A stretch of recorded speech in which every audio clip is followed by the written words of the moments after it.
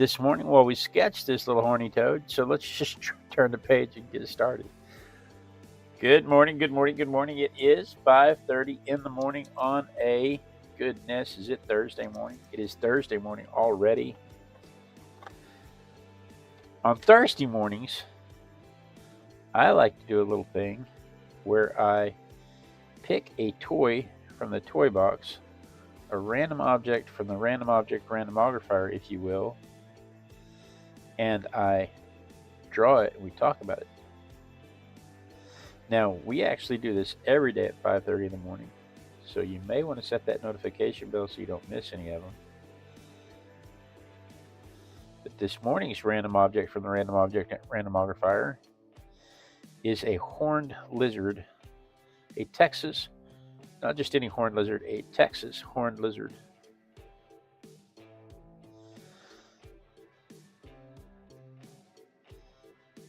Or, as we knew them growing up, a horny toad. Now, we were talking about this in chat just the other day about how they spit blood out of their eyes to turn away predators, and it's funny to me that came up in chat when I knew this was sitting over here to the side to be drawn, but I couldn't say anything because that ruins the suspense.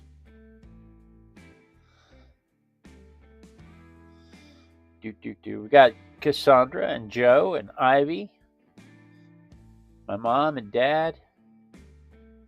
Who am I missing? Am I missing anybody? I don't think so.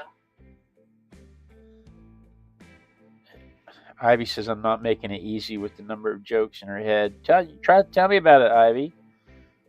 Horny toad. The jokes just write themselves for that. Cassandra, it was funny when I was trying to type your name in. On my end, it was translating it. It was translating it for me. So after I typed Cassandra with a K, it would translate it to Cassandra with a C. Apparently, it didn't think there's an English version. And the automatic translator, the universal translator, if you will, kept respelling your name for me. So I kept trying to retype it, and it kept respelling it. But it didn't happen where I could edit it. It happened after it uploaded to the chat, which is why I typed your name 5 or 6 times.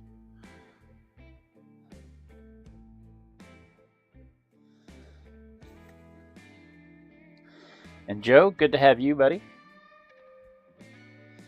Maybe you can help keep Ivy from making bad jokes. I don't think it's going to work because I'm over here making jokes in my head about horny toads.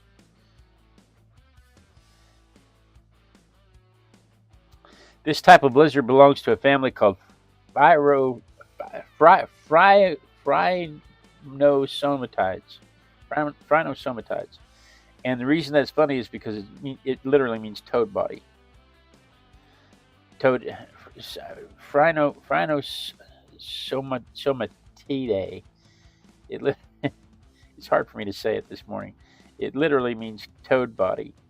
And that's why they're called horned toads or horny toads. Is they have the flat coloration, shape, and everything about them kind of looks like a toad instead of more like a toad than a lizard when you see them in real life. They split from the iguanians about 20 million years ago, 25 million years ago or so. So they have some iguanian features, but they have been separated for 20 million years, so they are their own thing. What, Mom? There's a lemon you see on the vertical. Ooh. Is that Arabic? Let me see. I'm not speaking Arabic. I translate the videos into Arabic, but I don't speak Arabic, unfortunately. I would love to speak Arabic.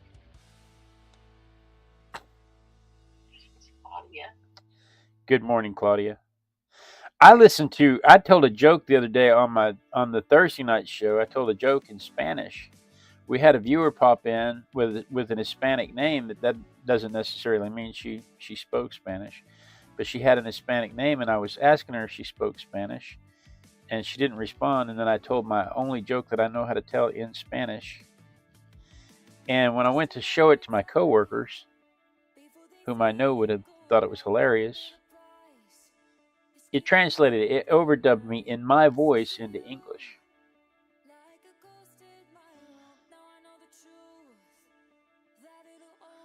And the joke's not as funny in English.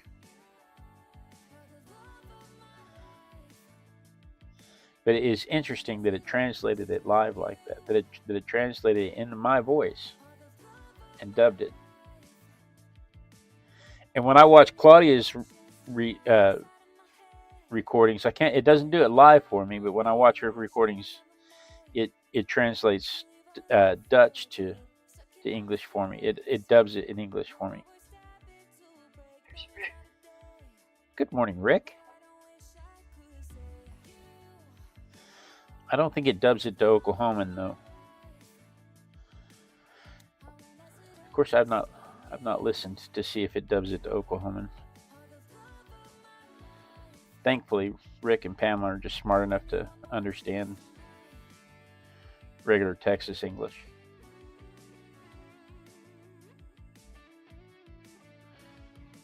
Probably because they're watching Amarillo television.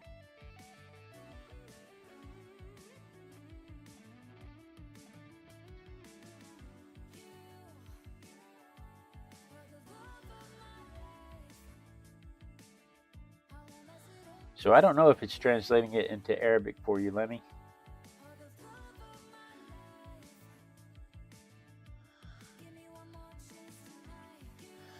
But I do know that this is entirely too much pencil.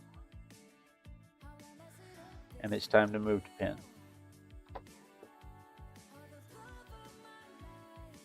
No, Claudia, when I watch your recordings, you speak in English.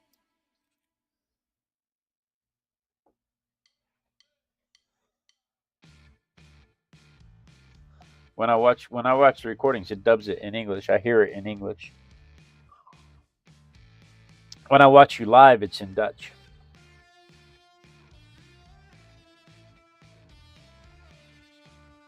And I don't get to do that very often.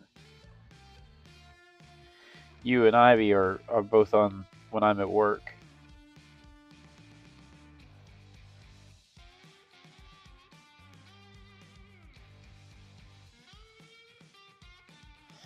So the Navajo. Let me use. He wants to know what the name and brand of the book that you're using for art. Oh, this is a. Oh goodness, I think I have one. I tell you what, let me get to the end of the show and I'll tell you for sure. But I bought it off Amazon. I've got one unwrapped. I've got one still in the wrapper behind me over here, but I'm on a timer right now, so I can't really stop to dig it out. But I will, if you can stick around to the end of the show. I will tell you the brands of everything I'm using. Like my fountain pens are like this is a it just says platinum, made in Japan. It doesn't really give me a brand, but I bought it all off of Amazon. So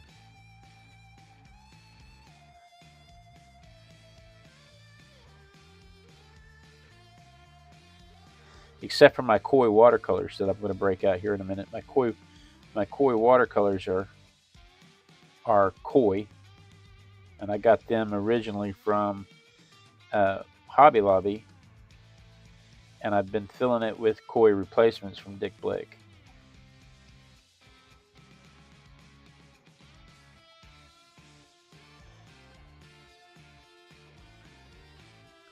But so the Navajo refer to our little lizard here as little grandfather.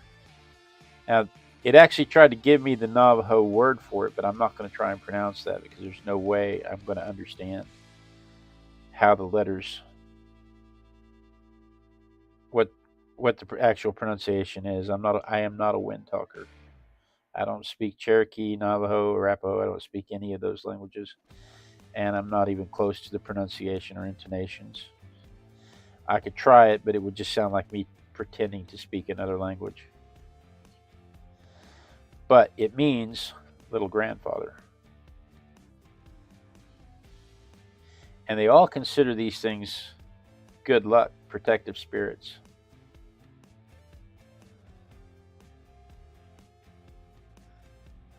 The Navajo have a tradition where the lightning was being boastful, talking about how none was as powerful as the lightning. And the little grandfather stood up to the lightning and said, "I can defeat you." And the lightning said, "None as small as you could dare stand up to me." And the little grandfather stood up to him, and the lightning struck him. And the little grandfather used his horns and prayer and song and conducted the electricity away from him, keeping some stored up for himself. And the lightning struck him 4 times to no avail.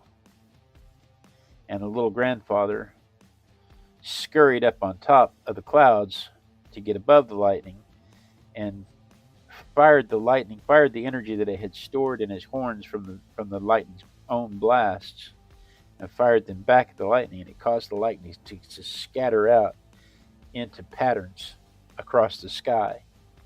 And that is the Navajo reason why lightning strikes crooked and in broken waves, as opposed to one single strike. It's because the little grandfather defeated the lightning, and it's been broken ever since.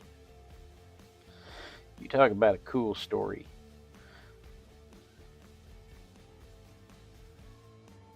Let me wants to know what the lizard or Navajo is common. This lizard is commonly found in the southwest United States. It's all across Texas, Oklahoma, New Mexico, Arizona. It's a southwest United States creature. I think they go down into Mexico. I didn't read about them going down into Mexico. I didn't see mention about them going into Mexico. That doesn't mean they're not there, because there's no barrier. There's places where, you know, Arizona, New Mexico, and even Texas become Mexico, and there's nothing stopping the lizard from crossing the barrier. I read that they went into northern New Mexico. So yeah, that would make sense because it's the same climate. It would make sense that they're all the way into northern New Mexico. Oh, there's Adele. Good morning, Adele. Cassandra said, that's a fun story. Imagine an old man with the bushiest eyebrows fighting the lightning. And Adele asked, is it the blood-shooting lizard? Yes, it is. Yes, this is the blood-shooting lizard we were talking about just the other day. Which was what made it funny to me the other day when you were talking about it, because when we were talking about it, I already knew that I had this one set aside over here to draw. All right, now I need to get rid of those pencil marks. How are we doing on time? Oh, it's already 5:45. Abby's going to post the Robber's Fly as a coloring page for anyone who wants to download it for tonight's show. Oh, yeah, because we're doing Pamela's bug on tonight's show. Pamela sent me a picture of a bug. I think it was 2, maybe 3 years ago she sent this picture to me. And it's a great picture of a bug. It's a robber's fly. And I've been saying ever since she sent it to me that I need to paint it. And then when I was making my schedule out, I thought, you know what? Let's just do it. Let's just do it on the Thursday show.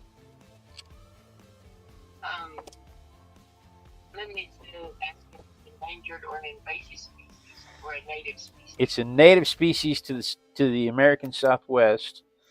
It's not. It is endangered in areas. In other areas, it's fine. There are local populations that are endangered. We were going to get to that. We'll get to that just a little bit later. But yeah, the habitat encroachment is an issue for these guys.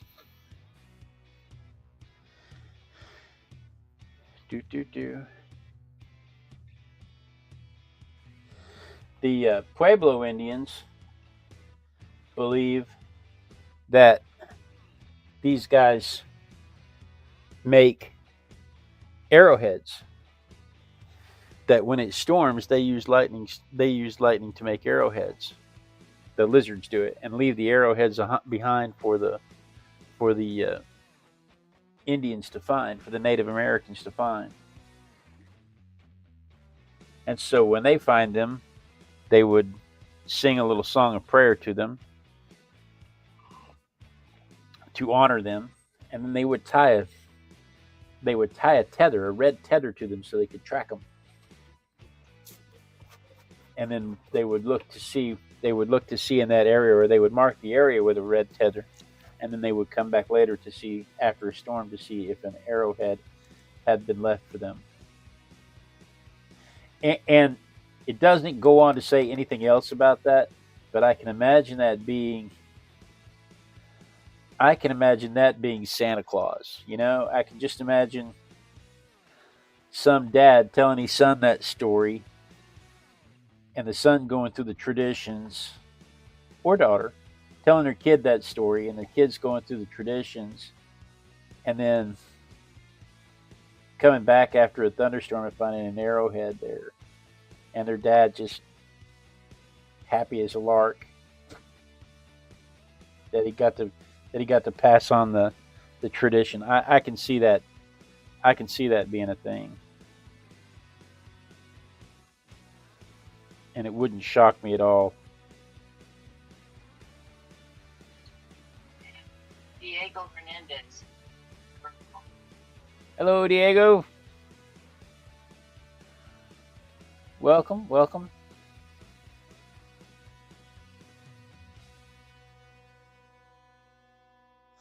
Oh, let me see. Move to vertical.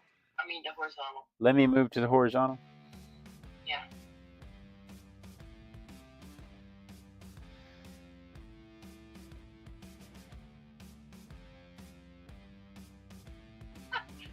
It says, welcome MC to the hardcore fan screen. Yeah. Yeah, this is where all the crazy people are. You're joining a good crowd.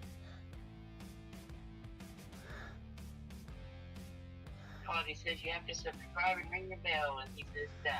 Good deal. Thank you so much.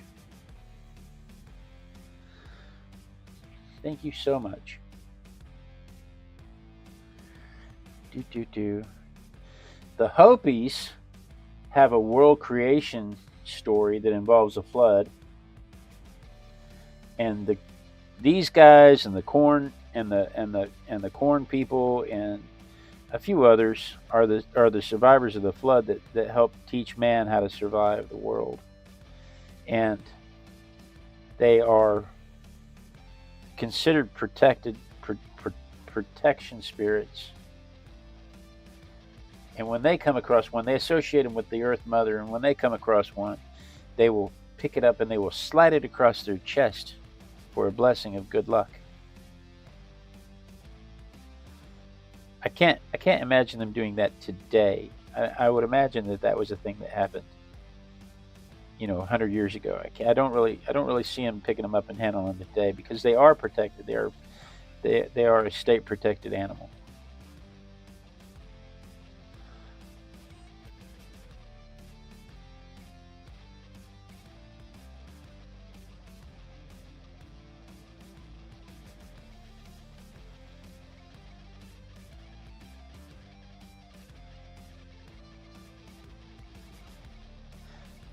Somebody was asking a minute ago if they were endangered.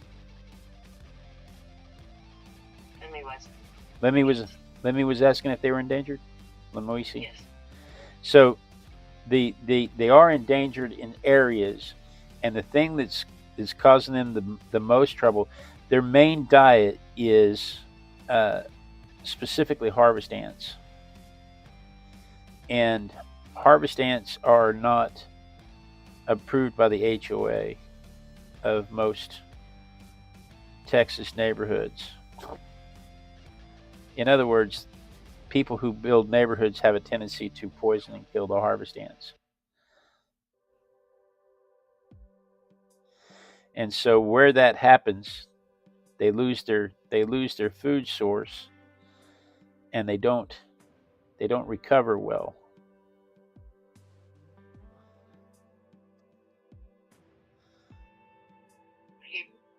we had a horny toad in our backyard.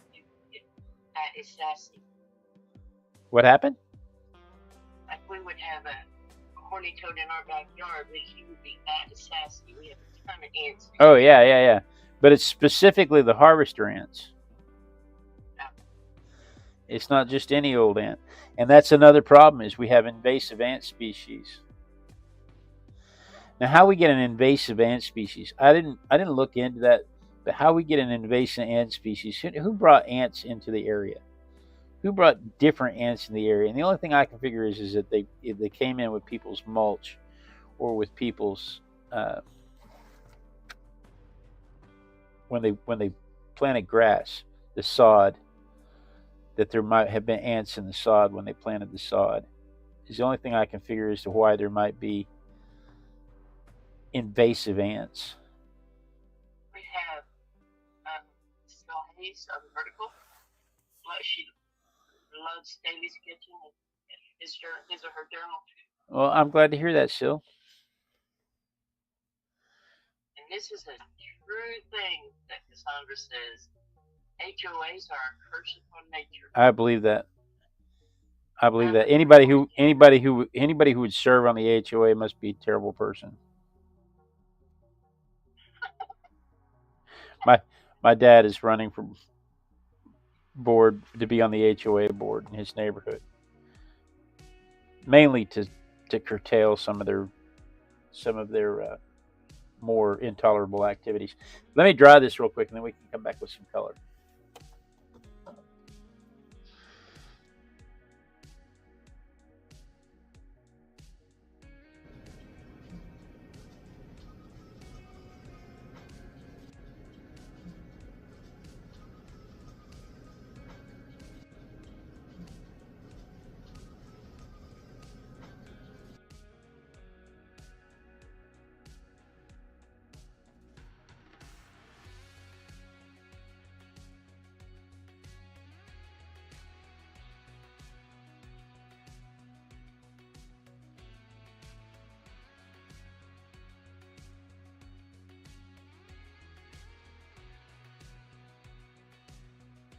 You know, the HOA, people are talking in the chat about how evil the HOA is. And man, HOAs do some dumb stuff, but they also do some really good stuff. Like, they're the ones that maintain all the common areas. They're the ones that make sure that somebody doesn't come down and build out their house in a fashion that is not commensurate with the rest of the neighborhood and brings the property values down for everybody else or affects everybody else's property values.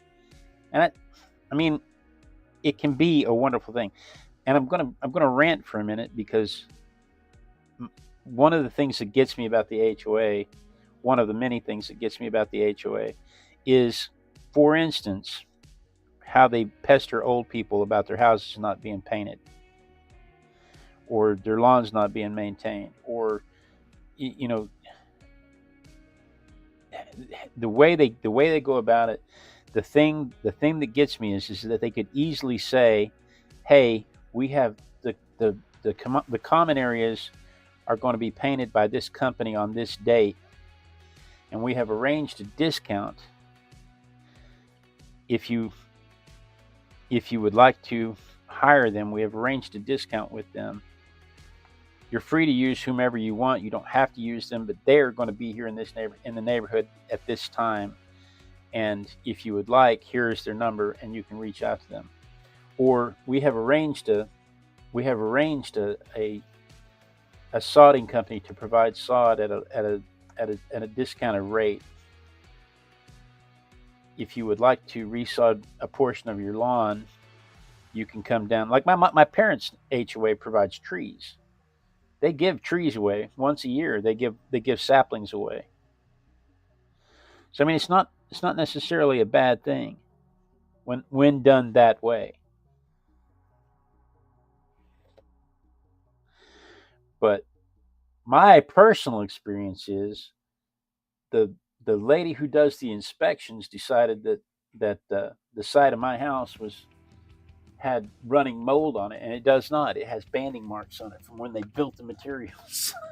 And we've been fighting over it for 10 years. Let me dry this. I need this base coat dry.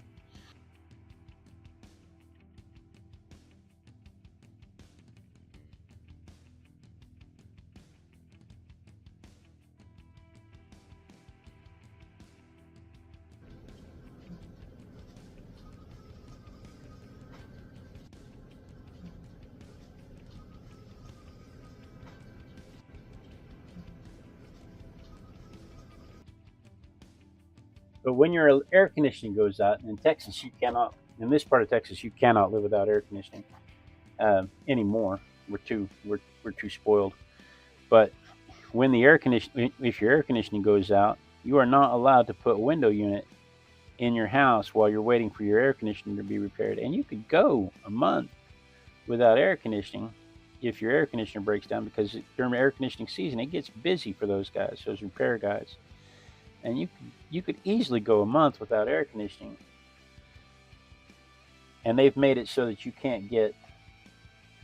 you're not allowed to do anything to cool yourself off. So yeah, my personal experience with the HOA is I'm not fond of them. I have nicknamed the inspection lady Mrs. Kravitz from Bewitched. Of course, nobody's old enough to remember that was her name. So I can get away with it. My favorite thing is you set your trash out the night before the trash man is supposed to pick it up at 7, and you get a letter from the HOA for having your trash can out in front of your house the day before. So I never got that one. The one I got was I was going to Oklahoma on the weekends because my family still lived in Oklahoma, and I was going back to Oklahoma on the weekends, and I would set my trash out on Friday, and then I would bring but I wouldn't be I'd be gone all weekend, and I wouldn't bring my trash cans back up until Sunday afternoon. And I got a letter every week.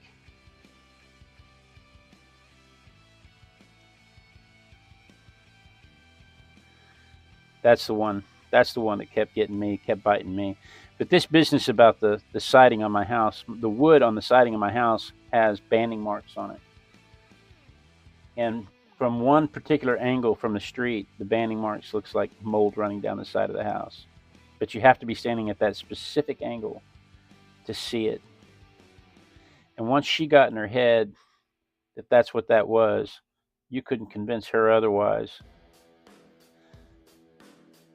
And I had to go to a formal hearing with the board to get it released. And ever since then, she's found every single problem she can to gig me for. We have Braxton Hicks in the article. Hey, Braxton Hicks. Bricks. Braxton Bricks. Anyway, I'm not here to talk about HOAs today. I'm here to talk about these little lizards. You know, if I know these little lizards shot blood out of their eyes when I was younger playing with them, I might have been afraid and scared of them. I've never seen it happen. I played with many of them, and I've never seen it happen. You know, they're endangered, and you're not supposed to be captive or anything. I wonder how many little guys have little horny toads in their pockets. I don't know, but they're endangered because of the ants. They're endangered because their food supplies is being knocked down, and that was what brought the HOA conversation up. Was that that's the whole reason they're endangered, is because the HOAs poison the neighborhoods. It's not just the HOA. The neighborhoods poison the ants, and the invasive ants cause problems for them. But one of the things that's happening is like the zoos are breeding them and then taking them to places where the ants have recovered.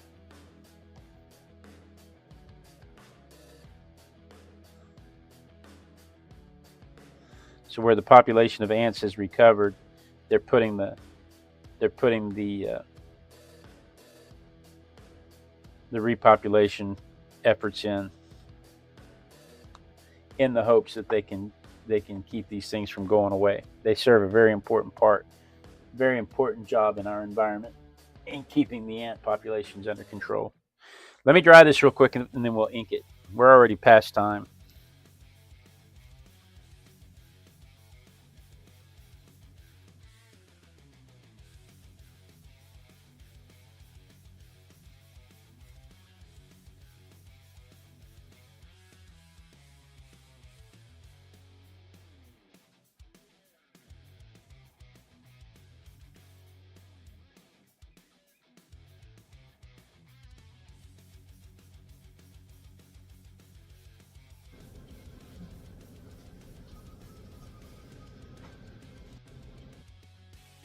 Luckily, Claudia, this will only take about 2 more minutes.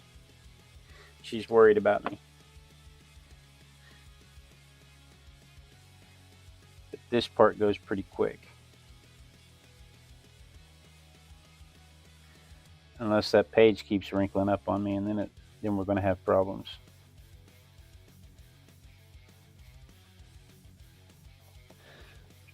We didn't. He says, I honestly don't know if we do this now.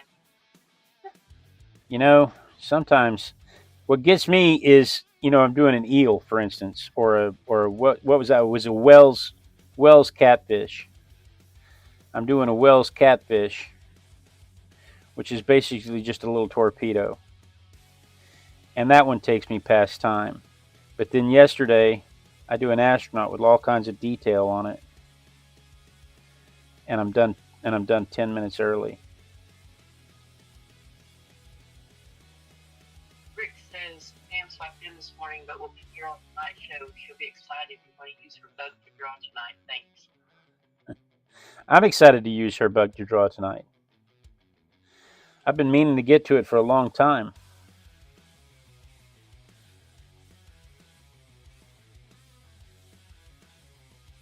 It's a robber's fly, and so, but I'm just going to call it Pam's bug, Pamela's bug. But it's a robber's fly, and we're going to do that tonight at 7 p.m. Texas time. So you may want to set your notification bell so you don't miss that.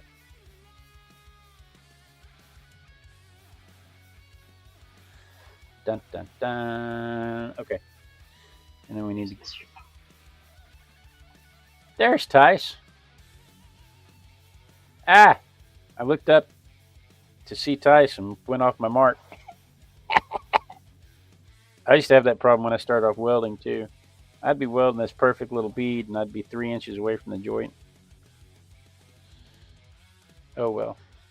Sandra says, how many hours from now is the next stream? Ivy says 13. 13 hours? Is it 13 hours till tonight's stream? Yeah, because it's at 7 p.m. And it's 6 p.m. It's 6 a.m. now. 6:06 to be exact. What is today? Today is the 16th of April.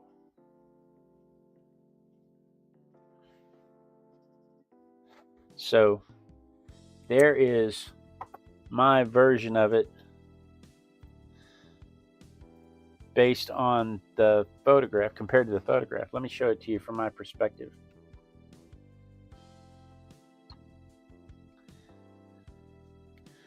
Let's see it from my perspective.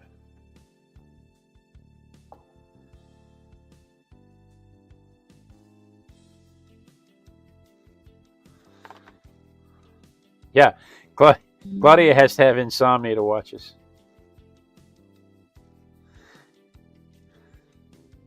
So there it is from my perspective.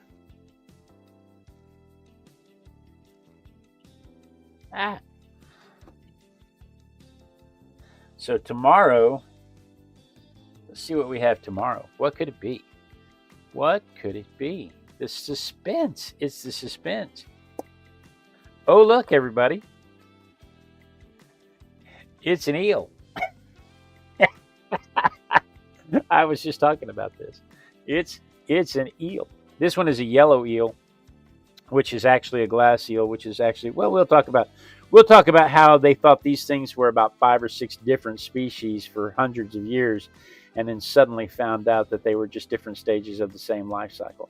We'll talk about all that tomorrow morning at 5:30 a.m. Texas time. So while we sketch this little snake, it's water snake, eel. We'll we'll talk about all that tomorrow morning at 5:30 a.m. Texas time. So you're going to want to set your notifications so you don't miss any of that.